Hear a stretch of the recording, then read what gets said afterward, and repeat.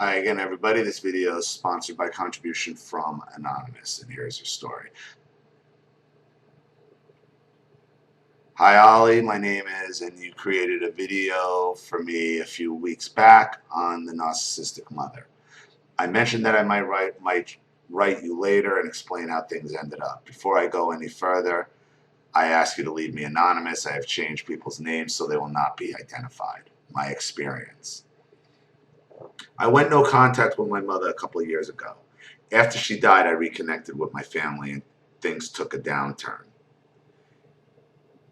In the time I was away from them, I became self-employed and began traveling internationally.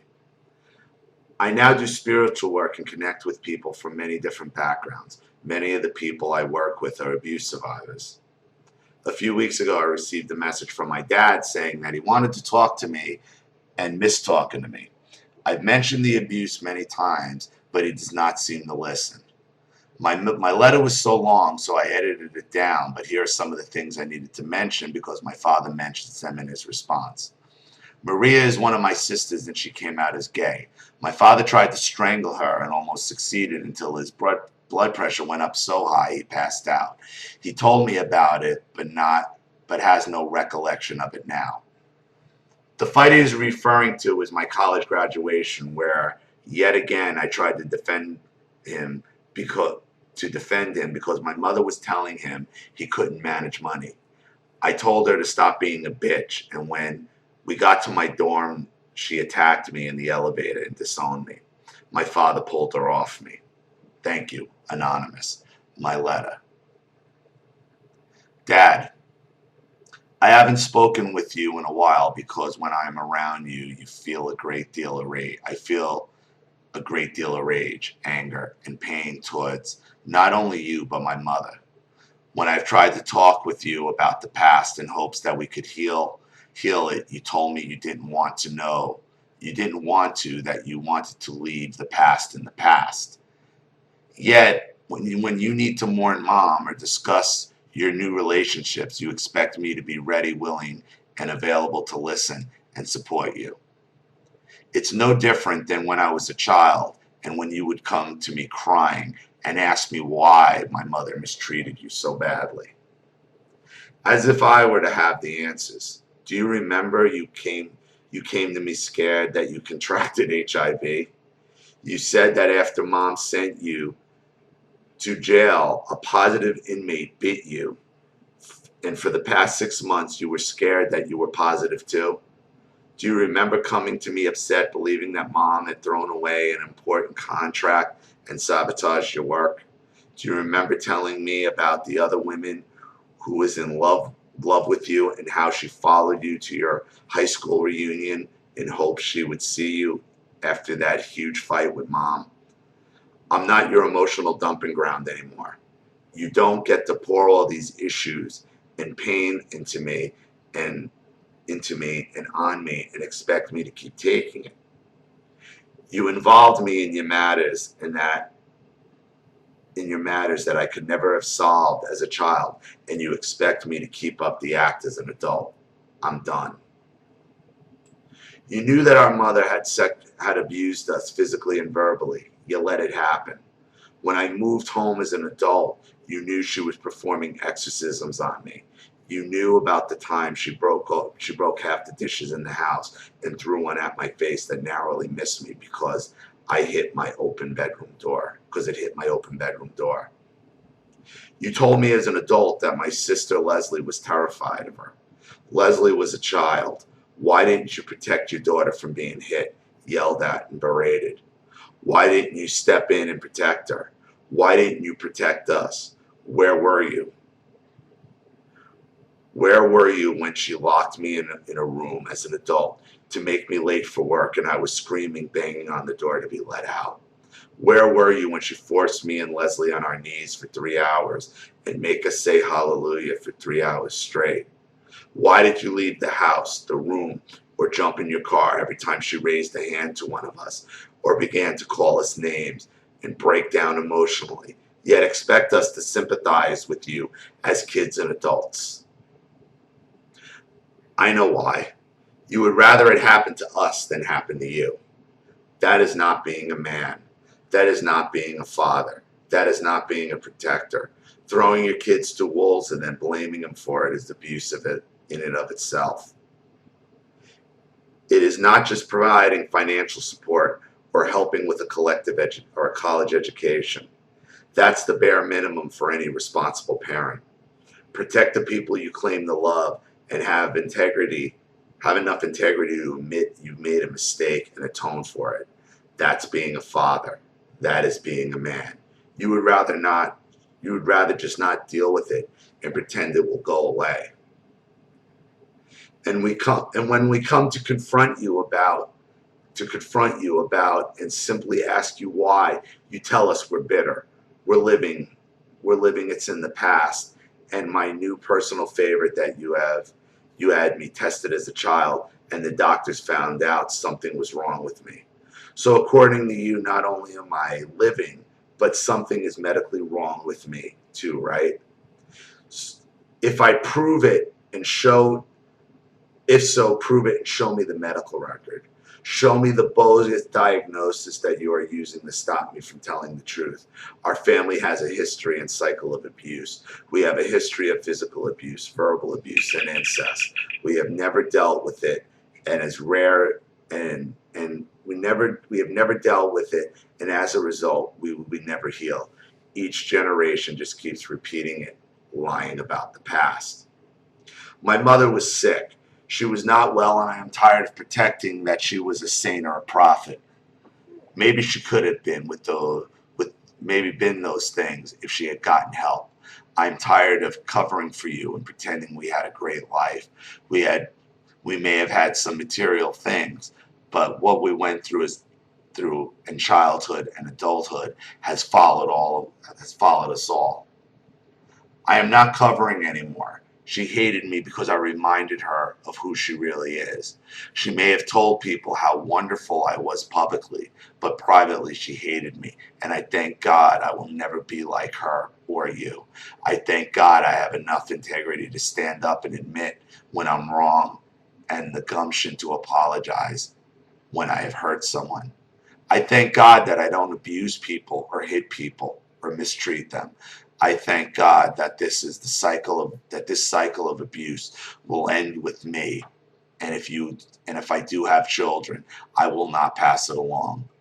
I don't speak to you because you never protected me as a child or as an adult. You just let it all happen, fed me to wolves, and blamed me for it. That's not love. Now that I am seeing and now that I am an adult, I have a choice to ask you to leave me alone. You've done enough damage, and you still don't seem to get that. His response. I will respond to you this way. Yes, mistakes were made while raising the three of you. Your mother and I did the very best we could in raising you. Oh, it's always the very best. No, you didn't, motherfucker. No, you didn't. And let me tell you what your father was doing when he would come to you and ask you why your mother was abusing him, about the women. He wanted you to go back and tell your mother that, to almost be an advocate for him. He was using you, is what he was doing. Your mother saw your rebellious edge and was determined to remove it. During the time of your graduation at college, your mother told me that you were going to piss away money all summer.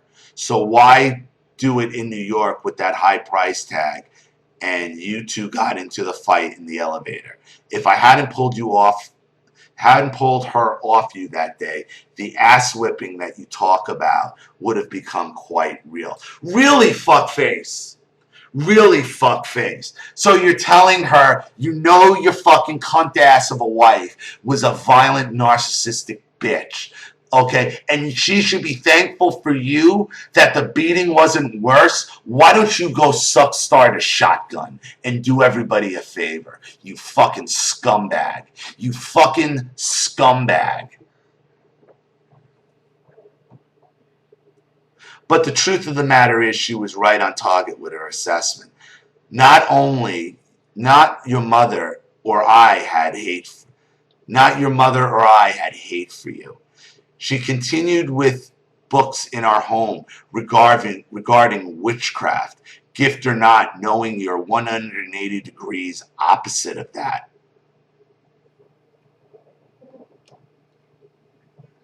You're knowingly letting your fucking cunt of a wife practice witchcraft, and you're trying to defend it here.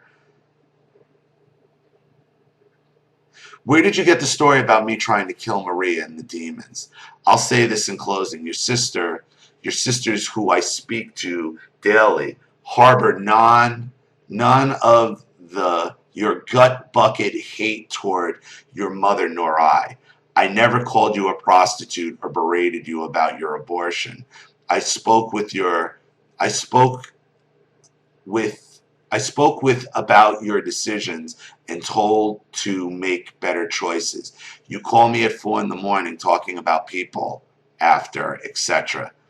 These are your circle of friends. I'm scared to death for you not knowing who these people are or want or what. When you store that much hate inside of you, it will consume you. Release it before it's too late. Why don't you grab one of your wife's witchcraft books and put another spell on her, stupid?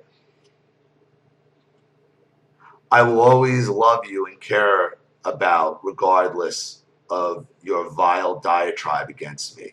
If you love your sisters the way you say, take their calls. Be well, Godspeed. Fuck you and shut it right up, God's stupid ass. How about that? How about that? Because God hates you.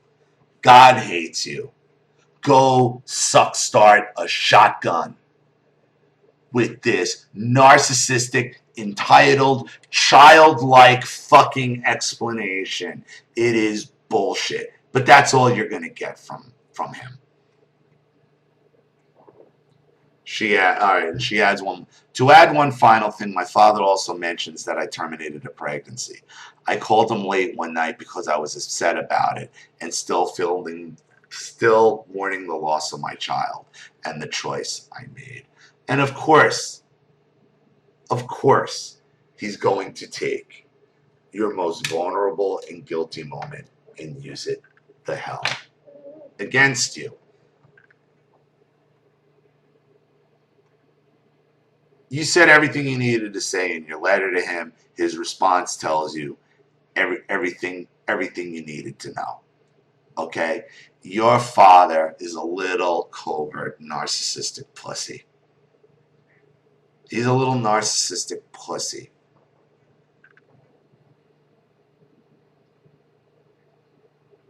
Don't think he was afraid of your mother as you think he was. Because he knew to pull her off you in public, didn't he? Let's think about that. Your father's so scared of your mother that he's got to come to you and cry. And every time she starts with her bullshit. When you were children, he was so scared he had to get in his car and run away. But out in public, he has the balls to pull her off you. Could it be he just didn't want anybody to see it? And he was allowing her to treat you exactly the way he wanted you to be treated. Doesn't make sense that he would run away in private, but then in public, he's going to pull her off and then he's going to be the big man, does it? It all says he wanted it all from the get. He was the one pulling her strings. As violent and as crazy and as incestuous as she might have been, he's the one pulling the strings. He's your problem. Your mother might be dead, but your father still lives. But your problem still lives. And it's this motherfucker right here. So, hopefully he does take my advice and starts a shotgun. Because that's what he deserves. Thank you for your donation and thank you for your story. I hope this gave you a little bit more clarity on what exactly was going on here. Because that's exactly the dynamic. Because how he was acting and what he did that day in the elevator doesn't make sense. if he's so afraid of her. He'd have been too afraid of her to get it, to pull apart two adults. He was too afraid to stop her from beating a child, but he's going to stop her from beating an adult in public? I don't think so. I don't think so. So thank you again. Thank you to everybody watching. Please leave any comments or opinions in the comment section below. And again, if you want your story read on the channel, or you have a topic you'd like me to cover, or a narcissist you'd like to expose, you know what to do with the PayPal link in the description box. I'll have the video right back to you. This is Ollie Matthews. Thanks for watching. See you all again soon.